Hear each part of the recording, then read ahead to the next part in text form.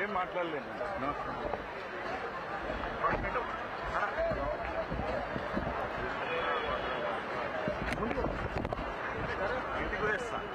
పక్కకు బయట వస్తాం మా వాళ్ళు.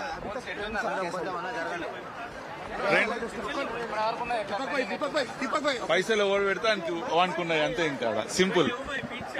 నా ప్లీజ్ డోంట్ టేక్. కాంగ్రెస్ పదే పదే ప్రస్తావించింది మీ విషయంలో. వస్తుంది కావచ్చు, నడుస్తున్నది. ఇప్పటి వరకు జరిగిన సడలిన ప్రకారము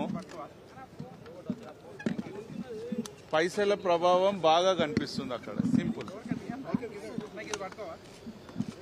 అయినా కానీ ఓటేసిన బీజేపీకి ఓటేసిన ప్రతి ఒక్కరికి కూడా ధన్యవాదాలు తెలియజేసుకుంటున్నాము.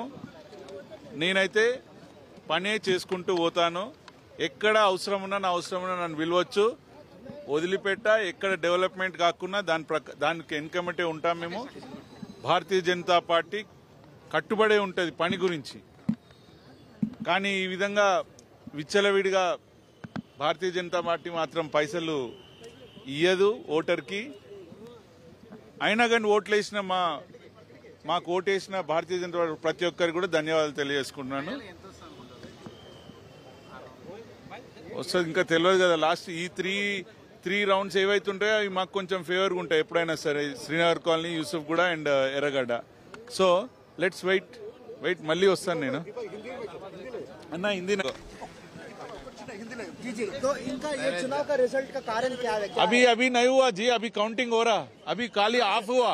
तो बट आप पैसा के बारे में बात कर रहे हैं सर, क्यों बोले तो जो पैसे दिया आप जाके रोड पे जाके पूछे तभी मालूम होता किसको पैसे मिला, क्या सैरीज मिला, क्या वो सब बोले तो आपको मालूम हो जाता ना. तो उन लोगों को भी मैं दोष नहीं कर रहा हूँ, उन लोगों का ऐसा दिया हुआ है. क्या बोलना चाहिए? जो भी हमको वोट दिया उसको धन्यवाद देता हूँ. और एक चीज, मैं कभी भी मेरे ऑफिस अमीरपेट में है, कभी भी ऑफिस को आ सकते काम के लिए. कहीं भी काम रुक गए तो भी हम आके फाइट करने के लिए रेडी है अभी भी. पूरा पैसा कुछ भी आप जाके सर्वे कर ले, आपको मालूम हो जाएगा.